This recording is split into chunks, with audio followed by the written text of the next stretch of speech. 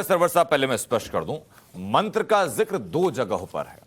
एक जगह है जो पहले घुसा गया और घुसते ही जो उल्टे हाथ पर दीवार आई, ये उसका जिक्र है। जो आप चूने वाली बात कह रहे हैं, वो मीनार से नीचे उतरते हुए सीढ़ियों के दाहिने हाथ पर जो दीवार है, ये चूने वाली बात उसके लिए कही गई थी। यहां पर मंत्र को लेकर के कोई बात नहीं कही। ये दोनों अलग अलग जगह हैं एक ही परिसर की। एक तस्वीर जो मस्जिद के बाहर की दिखाई जा रही बार बार, हाँ। जो दीवार से दीवार जुड़ा हुआ है, हाँ। और जिसके बनावट और सारी बातों का जिक्र बार बार हो रहा कि ये ऐसा नहीं है, उस जमाने में नहीं था, वो तो मंदिर की दीवार है ही। हाँ। जो मस्जिद के बाहर मस्जिद की दीवार से, हाँ। जो आप देख रहे हैं टूटे फूटे, जिसके बार बार दिखाया जा रहा, आपने भी अभी दिखाया, हाँ। तो वो तो मंदिर की दीवार है। और मंदिर और मस्जिद का रिलेशन वहां बहुत पुराना है। ये बना ही जिस जमाने में है, वो मंदिर का गढ़ है वो जगह। देखिए ना, वहां पर आबादी थी उस समय मुसलमानों की, और वो पूरा परिसर ही, अगर ना परिसर होता, सर, वो पश्चिमी दीवार तो मंदिर की हो गई, लेकिन अंदर जो निशानियां मिल रही हैं, उन निशानियों का क्या आचार्य जी?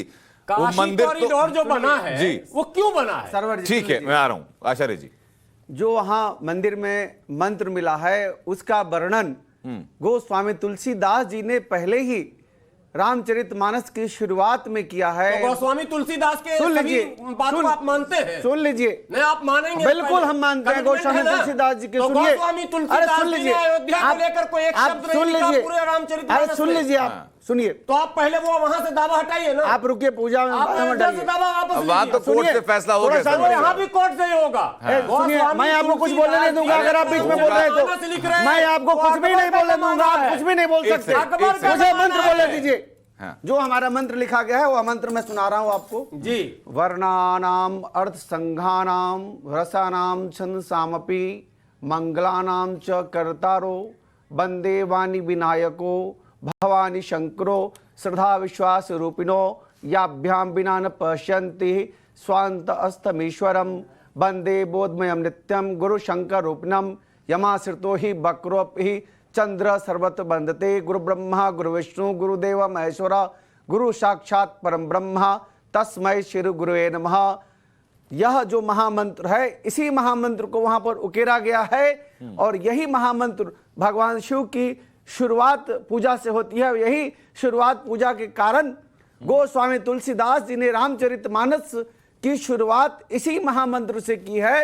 इसलिए यह महामंत्र काशी विश्वनाथ जी के मंदिर में जो उकेरा गया है। आचार्य जी ने इस पर थोड़ा सा सर समय दीजिए।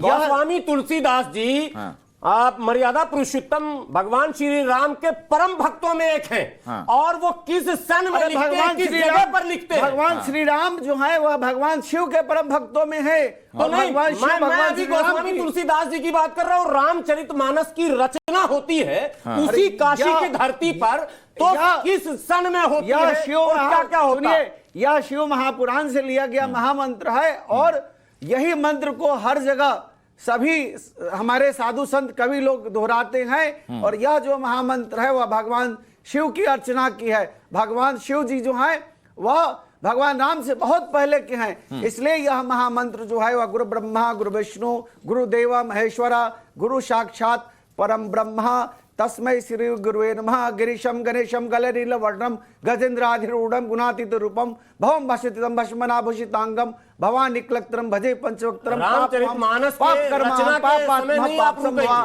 त्राहिमाम पार्वती नाथो हरो मम।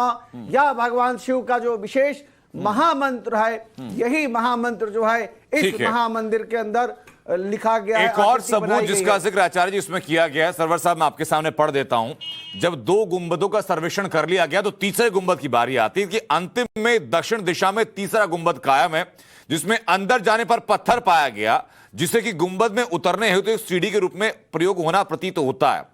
उस तीसरे गुंबद में 2.5 फीट चौड़ी दीवार, 3 फुट की गैलरी और 2.5 फुट ऊंचा और 21 फुट के बेस की व्यास का एक शिखर नुमा शंकुकार स्ट्रक्चर है। ये टूम की बात कर दी गई, ऊपर जो टूम है।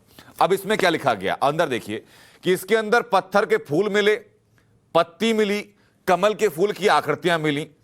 इन तीनों बाहरी गुंबदों के नीचे पाई गई 3 शंकुकार शिखरनुमा आकृतियों को वादी पक्ष द्वारा प्राचीन मंदिर के ऊपर के शिखर बताए गए जिसको तोड़ के ऊपर गुंबद बनाया गया था। देखिए, एक बात बिल्कुल नोट कर लिया जाए जी, कमल के फूल पर किसी का कॉपीराइट नहीं है। अरे सर, मुगलिया कमल का पुष्प हमारे भगवान और शिव जितने पर भी फूल भगवान हैं, विष्णु जी फूल ने की आकृति सहस्त्र कमल दल आज भी चढ़ाया जिसे हम मस्जिदों में राज्योलोचन बोलते हैं। मिलेगी, आपका मिलेगी। आपकी और पूजा करते हैं क्या? गांव की मस्जिद क्या में मुस्लिम समाज पूजा करता है क्या कमल पुष्प का? क्या इस्लाम में पूजा का वर्णन है क्या? लेकिन आप क्या कमल पुष्प की पूजा करते हैं क्या? नहीं, पूजा अलग चीज। आप पूजा नहीं करते, आप कमल पुष्प आप नहीं, कमल पुष्प नहीं की करते, बात अलग है। कमल पुष्प पूजा की की कोई वर्णन नहीं है। आप पूजा करते हैं, आप तुलसी तो औषधि है, हम भी यूज करते हैं, हमारे घर में भी है। तुलसी माता है हमारी, घर दे दो, तुलसी हमारी माता है। औषधि के रूप में मैं नहीं, माता के रूप में जानता हूँ। नहीं, जो चीजें आप मैं गौ को माता मानता हूँ, आप जानवर मानते हैं। यही अंतर हमारा, यही वैदिक परंपरा में। आपकी और धारणा अलग है, हमारी धारणा अलग है, इस्लामिक परंपरा में हमारा मानना आप गलत तरीके से कॉपीराइट समाज को नहीं हो भ्रमित सकता कर रहे है। हैं। कमल पुष्प का कोई वर्णन इस्लाम में नहीं है। कमल पुष्प का वर्णन हमारे शास्त्रों में है, प्रमाण नहीं मानेंगे। अच्छा, आचार्य जी, सरवर साहब, आचार्य सरवर साहब, एक सेकंड, अब अगले सबूत की बात कर लेते हैं। अब अगले सबूत की बात कर लेते हैं।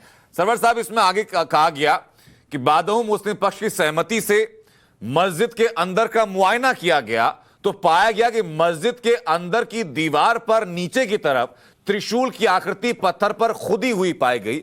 उसके ठीक बगल में स्वास्तिक की आकृति, जिसे कि मुस्लिम पक्ष द्वारा ताखा कहा गया था। हिंदू पक्ष कहता भाई आप ताखा कहते हैं, त्रिशूल और स्वास्तिक तो सनातन परंपरा का अभिन्न हिस्सा है।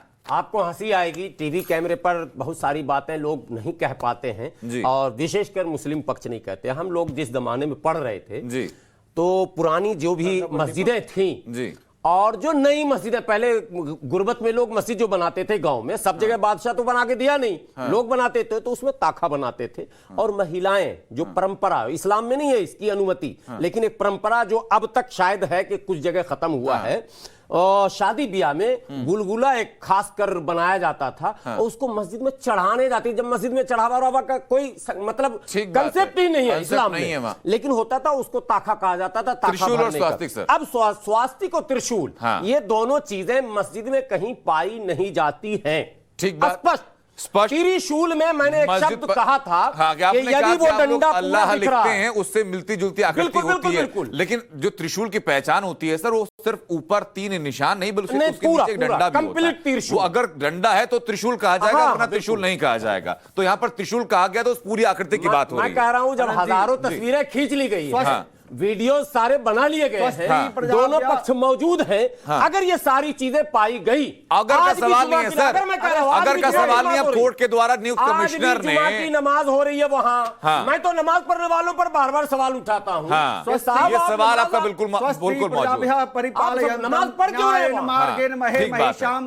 जब ये सारी आकृतियां आपको दिखी, फोटोग्राफर के साथ आप भी तो मौजूद थे, कमेटी के लोग थे, इमाम साहब थे, वो मुंशी जी जो एजाज साहब नाम आप ले रहे हैं, वो मौजूद थे। ठीक है आनंद जी, हमारे सनातन पद्धति में स्वास्तिक और स्वस्ति वाचन से ही हमारे सारे कार्यों की शुभारंभ किया जाता है। इसलिए यह स्वस्तिक जो है, यह हमारा वैदिक परंपरा, ये बात सही आचार्य आपने कही है, लेकिन स्वस्ति प्रजाभ्यः परिपालयन्तम न्यायेन मार्गेण महिम शाम गो ब्राह्मणोभ्यो शुभमस्तु नित्यम लोका समस्ता सुखिनो भवन्तु। यह जो हमारा स्वस्ति वाचन है और स्वस्तिक का निशान जो है, बिल्कुल।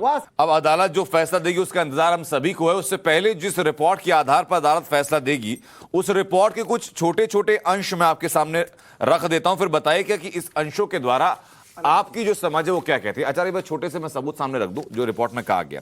इसमें कहा गया कि भाई जब लोग अंदर घुसे तो पश्चिमी दीवार वहां पर थी, जो कि विवादित स्थल है, वहां हाथी के सूंड की टूटी हुई कलाकृतियां थीं और दीवारों के जो पत्थर हैं, पत्थर पर स्वास्तिक, त्रिशूल और पान के चिन्ह खुदे हुए थे, ठीक वैसे जैसी कलाकृतियां प्राचीन भारतीय मंदिर शैली में होती हैं। अब सर, क्या आपकी जानकारी में ऐसी कोई मस्जिद जहां पर कि मस्जिद की दीवार पर स्वास्तिक, त्रिशूल और पान होते हो? मैं एकदम स्पष्ट शब्दों में बताऊं आपको, और शुरू से मैं इस बात को कह रहा हूं। सबसे पहली बात, जो लोग सदियों से वहां नमाज अदा कर रहे हैं, नो डाउट कि सदियों से नमाज हो रही है, ये तो पहले पूरी दुनिया देख रही है। पीछे के इतिहास को अभी छोड़िए, वर्तमान ये है कि जब से भारत स्वतंत्र हुआ नमाज तो हो ही रही है। तो जो लोग वहां नमाज इतने दिनों से, इतने सालों से पढ़ रहे हैं, क्या उनकी नजर उस आकृति पर नहीं गई क्या? असंभव है सर ना गई हो। हाँ? असंभव है कि ना असंभव, गई। ऐसा हो ही नहीं सकता। साफ सफाई है, चूना सफेदी है, रंग रोगन है, तमाम चीजें हैं। और फिर जिसको आप फव्वारा कह रहे हैं, फव्वारा हो या शिवलिंग हो, लेकिन वजूखाना, हाउस, तालाब तो है। कम से कम साल, 2 साल, 10 साल, 5 साल कभी सफाई तो होती होगी। आपने मछली भी पाल रखा है, तो जाहिर सी बात है कि नजर सबकी जा रही है। तो चीजें छुपाई जा रही थी क्या सर? मैं कह रहा हूं, यदि वाकई दीवारों पर कलाकृतियां हैं और वो कलाकृतियां जो मंदिरों में पाई जाती है। वाकई का सवाल तो रहा नहीं ना। नहीं, मैं आज भी वाकई कह रहा हूं। जब नहीं, वो वाकई का सवाल इसलिए नहीं है सर, वाकई का सवाल इसलिए नहीं है क्योंकि यही सच्चाई को डॉक्यूमेंट करने के लिए, उसकी वीडियोग्राफी, फोटोग्राफी करने के लिए विशाल सिंह को नियुक्त किया गया था। अभी मैं समझ रहा हूं, लेकिन और विशाल सिंह के द्वारा जो रिपोर्ट का... सबमिट की गई है सर, इसी रिपोर्ट के आधार पर चीजें होंगी। अभी सर, इसी रिपोर्ट में लिखा गया कि स्वास्थ्य है वहां पर। नहीं, अभी थोड़ा धैर्य रखना होगा। मुस्लिम पक्ष के वकील का अभी कोई अधिकृत बयान नहीं आया है।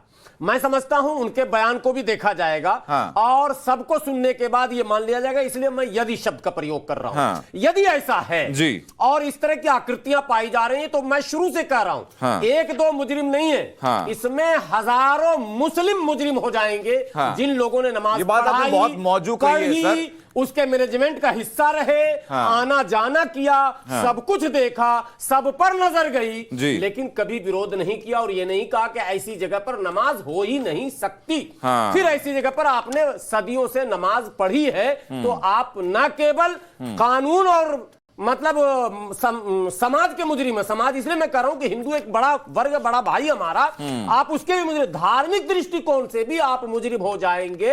यानी कि जहां एक ईश्वरवाद, आपने बहुत अच्छी बात कही है सरवर साहब कि ऐसा संभव नहीं है कि जिन निशानों का, जिन त्रिशूलों का, स्वास्थ्य के निशानों का, पान का, घंटी का जिक्र इस रिपोर्ट में किया गया है। सफाई दे दूंगा। पान की कलाकृति मस्जिदों में पाई जाती है खूब। मैंने मस्जिद से, लेकिन त्रिशूल और स्वास्थ्य के बीच में नहीं।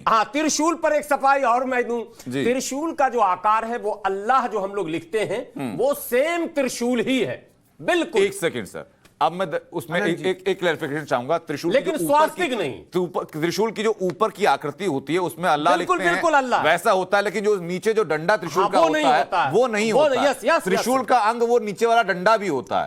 और वैसे ही चिन्ह पाए गए, तो दोनों में बाइफर्केशन, दोनों में अंतर स्पष्ट है। मैं अपनी सफाई दूं आपको, इसलिए मैंने कहा कि त्रिशूल जो है वो अल्लाह के आकार का है। हाँ, सत्यम शिवम सुंदरम जी, सत्य ही शिव हैं और शिव ही सुंदर हैं। इस मंदिर में जो कुछ भी मिला है वह पूरी तरह से दर्शा रहा है। अभी तो मस्जिद बोलिए, आप चुप रहिए, चुप रहिए प्रभु, आप बोल रहे थे, हम नहीं बोल रहे। मोहर लग जाएगा तो कर दीजिएगा। नहीं, मोहर तो लग चुका है। अब वो अपने विश्वास के हिसाब से बात कर रहे हैं, हालांकि टेक्निकली वो सही नहीं हो सकता, लेकिन अपने विश्वास के हिसाब से वो बात कर रहे हैं। सुनिए आनंद जी, आज कार्बन 14 पद्धति भी है, साइंस का जमाना है, आर्कियोलॉजिकल सर्वे ऑफ इंडिया है, हमारे देश की वास्तुकला है। और वास्तुकला, स्थापत्य कला पूरी तरह से दर्शाता है कि कब की वास्तु है। 3री सदी से लेकर 6ठी सदी की यह वास्तु है जी। और जिस समय यह मस्जिद का निर्माण किया गया था मंदिर को तोड़ करके 1669 में अगस्त महीने में, उसके बाद आप देखिए जो फाउंटेन की बात की जा रही है, उस समय बिजली नहीं थी, उस समय जनरेटर नहीं था, वहां पानी का कोई हौज नहीं है। इसके साथ साथ कमल पुष्प का निशान है। कमल पुष्प, कमल नयन भगवान को कहा गया। भगवान का वहां पर कमल चढ़ाते थे सारे लोग। कमल पुष्प है, वहां त्रिशूल है, सीमेंट का, पत्थर का बना हुआ त्रिशूल है, डमरू है। ये सब जो आकृतियां हैं वह सिर्फ और सिर्फ मंदिर में ही है। इसके साथ साथ घड़ियाल का भी, जो गंगा मैया का सवारी करते हैं, घड़ियाल के भी निशानी है। इसके साथ साथ दीपक है। ये जो कुछ भी है वह सिर्फ सनातन पद्धति का है और हमारे पुराणों में वर्णित है। स्कंद पुराण में वर्णित है। बार बार मैं बोल रहा हूं कि स्कंद पुराण का, आचार्य जी, पुराणों का जो रेफरेंस है, एक सिंह सरवर साहब, पुराणों का जो रेफरेंस है और इस रिपोर्ट में जो कहा गया है उसमें समानता क्या है हम लोग जाने